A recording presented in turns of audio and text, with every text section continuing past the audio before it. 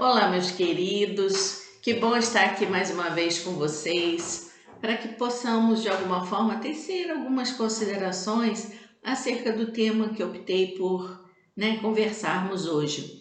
O valor do conhecimento da lei da vida, o valor do conhecimento da lei de Deus, que se há algo que nós precisamos ampliar é esse conhecimento, porque nós falamos em vídeos anteriores, o quanto é necessário que nós façamos essa revisão de nós mesmos, a revisão da própria ética que utilizamos na nossa vida. Ressaltamos o valor do autoconhecimento, do conhecermos a nós mesmos, para que possamos identificar nesse processo e nessa ação cotidiana se estamos realmente no caminho certo indicado pelo nosso Mestre Jesus ou se estamos nos desviando, enfim. Demos um pouco mais de ênfase a esse aspecto interno, E agora, eu gostaria de sugerir que a gente pudesse, ao tentar ampliar esse nosso padrão vibratório, esse nosso comportamento, que a gente pensasse sobre um caminho, o caminho do conhecimento.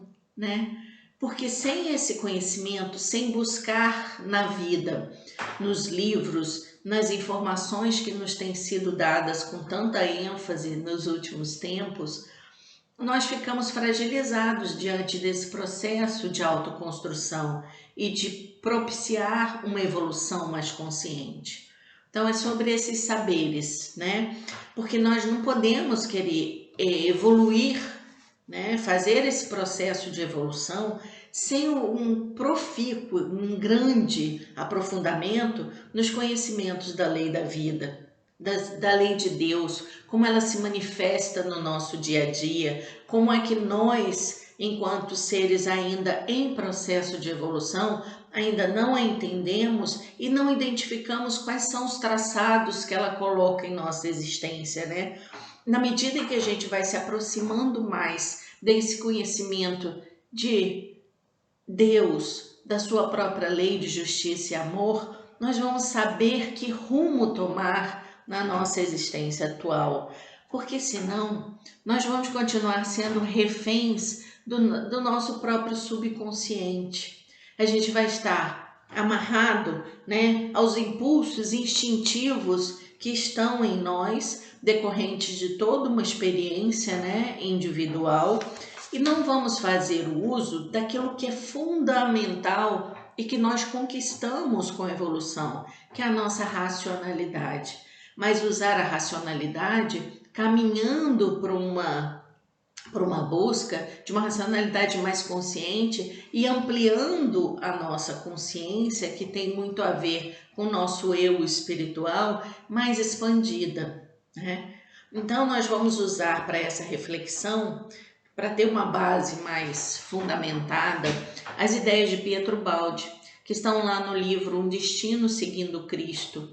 E lá ele faz uma análise muito importante, muito profícua dos métodos da vida e de poder utilizados pelas massas humanas e também, ao mesmo tempo, dos grupos dominantes. E eu acho que isso é importante para a gente estar pensando agora, porque se pararmos para pensar com mais tranquilidade, a gente pode se questionar por quê, Por quê que os grupos dominantes conseguem controlar e fazer as massas humanas, que são, obviamente, em maior número, agirem muitas vezes, ou na maioria das vezes, como ovelhas que somente se movimentam através do cajado, através da voz do seu pastor, que, diga-se de passagem, são pastores também do mesmo nível dessa massa humana, tão ignaros quanto suas ovelhas, ou até mesmo mais inteligentes, sim, mas com interesses ainda muito terra a terra, muito mundanos. Então, por que essa massa humana se deixa levar? Por que as pessoas refletem pouco e são levadas por uma voz de comando? Bom, antes de fazer essa reflexão, eu quero convidar vocês a relembrar aquela cena, né, do julgamento de Jesus. Pilatos, para se eximir da decisão, o que ele faz? Ele conclama o povo para fazer essa escolha. Ele não queria fazer essa escolha, ele não achou, né, nenhum motivo para que ele, enquanto liderança daquele tempo, o julgasse culpado. Então o que ele fez? Deixou nas mãos daquela massa humana, né? E aí perguntou se ele deveria chamar, né, e libertar Barrabás ou aqueles que agora há pouco, na chegada dele a Jerusalém, o chamava de Salvador, o chamava de Messias. E o que acontece nesse momento? Aquela turba ignara, né? Aquela turba ignorante das leis de Deus, centrada no seu próprio egoísmo, que é característico da nossa raça humana, pensando somente na libertação material do povo judeu. Era isso que eles esperavam do Cristo, né? Do de Jesus naquele momento. Se deixaram envolver pelo quê? Por poucas vozes que cumpriam o papel que havia sido pago pelo Sinédrio de elevar a voz no meio daquela massa humana, pedindo o quê? A morte de Jesus. E gritaram então: soltem Barrabás. E aquele grito começa a ganhar fôlego entre aquela massa humana, entre os presentes ali, que no fundo inconscientemente, por não ter qualquer noção do que faziam, como um eco daqueles primeiros gritos poucos, iniciaram também seus gritos, que resultaram em quê? Na condenação do nosso Mestre Jesus. E aí eu diria que assim somos nós, ainda hoje, em nossa ignorância, né? Podemos ver isso nos nossos movimentos sociais, né? Quando nesses movimentos a gente se deixa levar por gritos de violência. Podemos ver isso no comportamento social, né? Principalmente nas mídias sociais. O quanto uma fala, uma palavra, o lançamento de uma ideia de calúnia, de desconfiança ou até mesmo de endeusamento inadequado de alguns, para que uma turba ignara dos tempos modernos se levante e comece a julgar e tecer filosóficas reflexões acerca do tema, e já de imediato dando o seu veredito, não percebendo-se como consciência ignorante, que naquele momento em que se deixa levar e que acha que está fazendo certo, está cedendo ao controle dos que detêm realmente o poder, quer seja político, quer seja religioso ou no plano cultural. Isso verdadeiramente acontece, a gente sabe que acontece. Até os dias de hoje, por quê? E aí vem a questão, né, para que a gente possa se indagar. Por que isso acontece? Porque nos parece que somente avançamos intelectualmente, racionalmente, cientificamente, mas o nosso progresso moral, principalmente na moral evangélica, não avançou na mesma medida. Nosso progresso consciencial não se expandiu de modo satisfatório, ele é ínfimo ainda. E isso não nos permite avaliar com profundidade as escolhas que fazemos e, consequentemente, não determinamos com consciência as ações que desenvolvemos em nossa vida. Isso necessitaria de um nível mais avançado de consciência. Então, as consequências das nossas ações estão dentro de um nível ainda involuído. Ainda somos, eu fiquei pensando, né, que nós ainda somos aquele mesmo povo que, como nos afirma o Balde, usa o método da força Enquanto o poder, e o Balde é muito sério nessa reflexão, o poder usa o método da cooperação entre eles. Não porque se respeitem ou porque têm objetivos em comum em relação à massa humana. Não, os objetivos em comum são de controle e poder. Então eles se unem, eles se somam para que de alguma forma seus objetivos materiais, ainda bastante antiéticos, sejam alcançados. Enquanto isso, as massas, que são o seu rebanho, por serem ignaras da lei que tudo rege, da lei de Deus, se comportam de forma egocêntrica. As massas humanas são indisciplinadas, são desorganizadas, anti-unitários. Eles não fazem um processo de colaboração, eles estão sempre lutando entre si. Estando em luta contra todos, isso os deixa, de alguma forma, o quê? Fragilizados diante da luta pela vida verdadeira, pelo seu próprio processo de amadurecimento espiritual. O Balde afirma que essa massa humana, esse ser egocêntrico, encontra-se isolado num oceano feito de guerra e de caos, sem um palmo de terra onde apoiar seus pés com segurança, através de quê? De rivalidades individuais. Ele, o rebanho, possui a potência do número, mas não a inteligência para saber utilizá-la com uma única e convergente razão. Eles não sabem utilizar, para uma ação unida e convergente para o bem comum, para o avanço e benefício de todos. Isso traz uma perspectiva muito diferenciada, a perspectiva de unidade entre todos. Traz essa impossibilidade dessa perspectiva entre todos. Traz impossibilidade da ideia do ama teu próximo. O ama teu próximo ainda está num lugar muito distante. Por quê? Porque nós não conseguimos nos ver enquanto humanidade, enquanto essa unidade de que falamos em outros momentos. E por que isso acontece? Por quê? Porque ainda não compreendemos o Evangelho, porque não estudamos, não nos aprofundamos no conteúdo presente nesse Evangelho. A gente não estuda livros, a gente não busca essas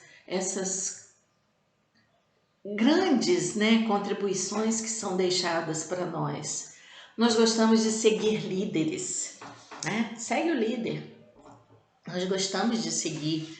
É mais fácil ouvir uma interpretação do Evangelho num encontro coletivo, numa reunião de reflexão, por alguém que se mostra, a princípio, inteligente, que tem capacidade de convencimento, mesmo que não saibamos da sua verdadeira essência e objetivos, do que utilizarmos as nossas próprias forças, as nossas próprias capacidades e a nossa inteligência para compreender as coisas de Deus. E aí a gente pode analisar que a classe dirigente, apesar de ser da mesma raça ignara das coisas de Deus, pelo menos se mantém unida por espírito de grupo. E o que torna mais resistente na sua luta é isso. É isso que lhe permite dominar as massas enfraquecidas pela sua íntima desagregação. Somos desagregados, somos separatistas, mesmo quando estamos tentando falar em nome de uma positividade, em nome de uma religião, nós somos separatistas.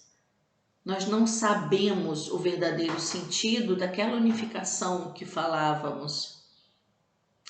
O Sinédrio, naquele tempo, ele usava esse método. Eles sabiam que existia uma ignorância muito grande naquelas massas e sabiam manipulá-la como ninguém. E por isso o martírio se consumou. Sobre os gritos daquela massa humana que desconhecia que o caminho do amor pregado por Jesus era e sempre será o único caminho de salvação de nossas existências. Então precisamos parar e pensar. Fazemos parte dessa massa ignara? Fazemos parte dessa turba que grita, crucifica? Ou fazemos parte daqueles que, com um esforço diário, permanente, têm buscado ampliar a sua própria consciência, têm buscado conhecimentos verdadeiros, profundos sobre a lei de Deus? Porque se nós não fazemos isso, nós caímos no erro de sermos aqueles que condenam e que julgam sem qualquer profundidade de análise. E aí a gente se junta àqueles que nada sabem, que são levados facilmente pela lógica do mundo. Nós, na verdade, quando condenamos, quando agimos em qualquer situação, sem colocar a nossa racionalidade, o nosso Deus interior, que tudo sabe, acima dos nossos egoísmos separatistas, estamos dando um passo atrás no nosso processo de evolução, tanto o nosso processo pessoal quanto o coletivo. Então, gente, vamos pensar. Quando estamos falando de conhecimento, estamos falando de estudar, de ler livros edificantes, de fazer reflexões a partir das nossas próprias consciências, sem aprisionamentos religiosos, sem aprisionamentos preconceituosos que nos cerceiam a liberdade de escolher o que ler, escolher o que pensar, sem os aprisionamentos feitos pelos preconceitos e principalmente dos preconceitos nascidos desse separatismo, daqueles preceitos que nos dividem por raça, religião, partido, time de futebol, de gênero, enfim, tudo aquilo que nos divide, que nos separa, para não nos percebermos como irmãos de caminhada. Esses mais diferentes princípios que, conforme o Baldi diz, somente nos enfraquece enquanto humanidade. Esse enfraquecimento acontece. E aí, eu penso que precisamos assumir a nossa responsabilidade pelos destinos da humanidade. Nós temos uma corresponsabilidade naquelas consequências dolorosas que temos conquistado ao longo da história humana. Nós temos responsabilidade pela crucificação do nosso Mestre, nós temos responsabilidade sobre as guerras fratricidas, nós temos responsabilidade pela fome no mundo, nós temos responsabilidade por todas as dores que traçamos na nossa experiência. Por quê? Exatamente porque não conseguimos avançar enquanto seres humanos que se entendem como parte de um processo único de criação e de constituição de nossa própria evolução. Por quê? Para uma alma que não possui consciência de si mesma como um ser em evolução e de sua responsabilidade de construir de forma inteligente, somente um é o caminho da dor. E conversamos, no vídeo passado, o quanto nós temos a possibilidade de construir o caminho do amor, que o caminho da dor não é o único, que nos chega. Mas o caminho da dor, diante de tanta ignorância da lei de Deus, de tanta ignorância da nossa própria identidade divina, o caminho da dor é o único, é o método mais eficiente. Nós terminamos o encontro passado falando isso. O caminho das expiações e das provas se torna o caminho mais natural para essa massa, para essa turba humana que só sabe ser ovelha. Porque a dor vem e chacoalha os indivíduos para ver se nos despertam para uma realidade superior, que é a base de todas as existências em nosso orbe. A base fundamental da nossa existência é espiritual, é de unificação. Então a dor vem e nos chacoalha e nos faz pensar, e aí, o que você vai fazer a partir de agora? Por isso que também em outras reflexões nós pensamos como é que a gente age diante da dor, né? Como é que nós reagimos? Como criancinhas que somente sabem reclamar, ou assumimos a responsabilidade de racionalmente analisar o que essa dor me traz de processo reflexivo? Como nós agimos? Estamos num momento muito, mas muito especial mesmo de nossa história humana e terrestre. Nós sabemos que estamos no limiar da construção desse novo mundo, onde realmente o Evangelho de Jesus possa fundamentar a nossa existência. A questão que nós trazemos hoje é a seguinte: é saber se estamos usando realmente o método correto da lei de Deus, que é indiscutivelmente de unificação, de fraternidade. Estamos realmente sendo fraternos? Ou estamos nos deixando levar por essas vozes que insistentemente chegam até nós, através dos vários meios, nos conclamando a revolta, nos conclamando a julgamentos públicos? Estamos realmente fazendo da nossa vida momentos em nossa vida, né? Momentos de meditação, de reflexão, pedindo paz ao mundo? Estamos fazendo oração para superar essas dores que estão sendo nos colocadas? Estamos realmente agindo em prol dos nossos irmãos hominais, animais, vegetais? Estamos defendendo a nossa ecologia? Estamos defendendo os nossos animais? Estamos enfrentando conscientemente essas alterações no processo da nossa vida comum? É isso que temos que buscar, né? Porque são escolhas.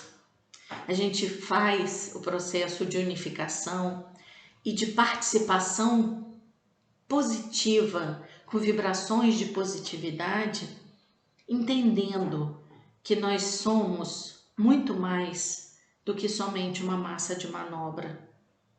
Nós precisamos ser massa de manobra das forças da luz e não da não-luz, porque as forças da não-luz imperam sobre o nosso orbe há muitos milênios. E aí, o que a gente pensa hoje, né, para convocar vocês a uma reflexão, é que nós paremos para pensar que isso escapa às nossas ações e forças. Cada um de nós pode ser, sim, um ponto de luz divina. Isso não nos escapa. Cada um de nós pode se manifestar em meio ao atual caos, que na verdade é um caos aparente, porque devemos lembrar sempre que a lei de Deus coordena tudo e usa o mal para o bem. Nós temos que fazer a nossa parte. Nós temos que agir em prol dessa fraternidade, em prol desse mundo melhor. Nós precisamos crescer, nós precisamos estudar, porque sem isso, sem essa participação ativa, dificilmente nós vamos conquistar algo melhor, né? As nossas vibrações de amor, de paz, nos unindo aos demais irmãos da Terra, numa sinfonia de vibrações, ela pode se tornar tão forte que nós vamos sim plasmar um futuro onde o Evangelho do Cristo seja a pedra fundamental da nossa civilização terrestre. Nós podemos, com as nossas ações, não precisam ser grandiosas, pequenas ações cotidianas são fundamentais para que nós possamos realmente contribuir nessa perspectiva. Então, gente, fica isso como uma reflexão para cada um de nós. Onde estamos?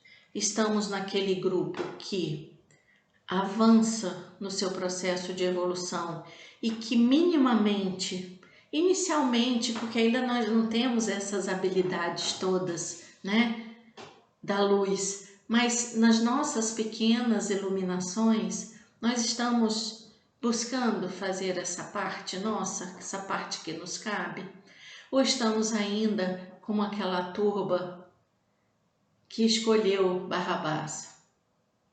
O que nós vamos escolher para o nosso futuro? Um futuro de paz, de harmonia, onde possamos colaborar uns com os outros, entendendo-nos verdadeiramente como irmãos? Ou vamos continuar por mais um longo tempo, traçando com muita dor e com muita expiação o nosso processo de crescimento espiritual? Se não queremos isso para nós, vamos buscar, né, o conhecimento para que nós possamos fundamentar as nossas ações cotidianas dentro do caminho traçado pelo nosso Mestre Jesus. Agradeçamos a Jesus a oportunidade dessa vida e façamos dela a melhor coisa que pudermos. Um beijo para vocês, fiquem com Deus e até o nosso próximo encontro.